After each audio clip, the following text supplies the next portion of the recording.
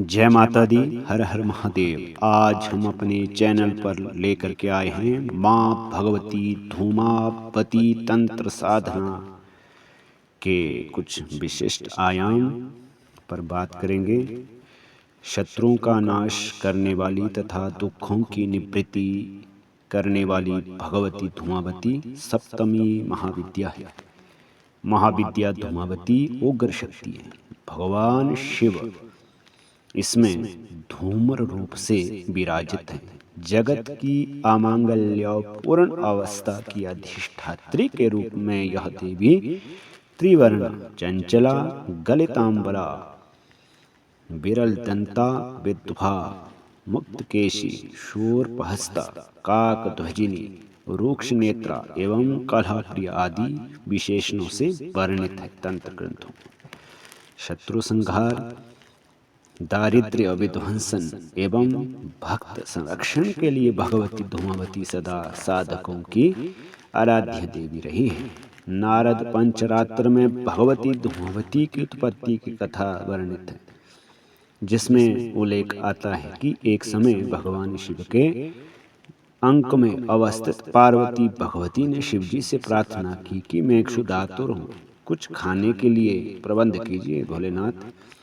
तब श्री शंकर भगवान ने उन्हें आश्वासन दिया कि कुछ प्रतीक्षा करो, अभी खाने की व्यवस्था नहीं हो पा रही है। किंतु व्यवस्था नहीं हुई तथा इस प्रकार काफी समय बीत गया। कहते हैं कि तब भगवती ने स्वयं शिवजी को ही अपने मुख में रख करके शिवजी को ही खा दिया था। उससे उनके शरीर से धुआं निकला और अपनी माया से शिवजी जो है कुछ समय के बाद बाहर आ गए थे।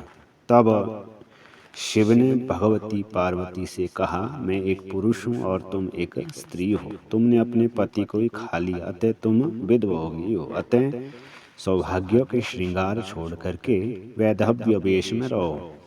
तुम्हारा यह शरीर परा भगवती बगलामुखी के रूप में विद्यमान था, किंतु अब तुम धूम्रवर्णा धूमावती महाविद्या के रूप में जगत में पूजित होकर के संसार का कल्याण करोगे।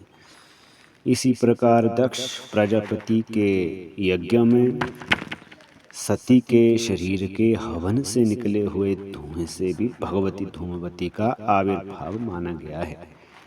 ज्येष्ठा देवी धूमिनी धूमावती धूमरी आदि नाम से प्रसिद्ध इस भगवती के अनेक उपासक हुए हैं, जिनमें अर्धनारीश्वर नरसिंह सकंद क्षपणक पिपलाद बोधायन आदि प्रमुख है।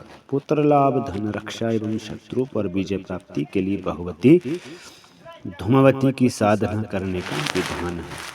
यह देवी विरूपा एवं भयानक आकृति वाली होती हुई भी अपने भक्तों के कल्याण के लिए सदा तत्पर रहती है। धूमावती का स्वरूप विधवा स्त्री के समान है। इस देवी की साधना रात्रि में ही की जाती है, जिसमें श्वेत वस्त्रों का प्रयोग होता है और इस साधना से मनोवांछित फल की प्राप्ति होती है।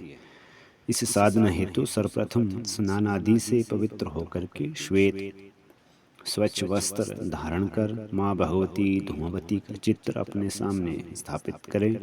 तदंतर उनकी षोडशोपचार से या पंचोपचार से पूजा करें। यूं तो साधारणतः सभी मनोकामनाओं को लेकर के भगवती की पूजा की जाती है, किंतु दरिद्रता को दूर करने, कर्ज से छुटकारा पाने,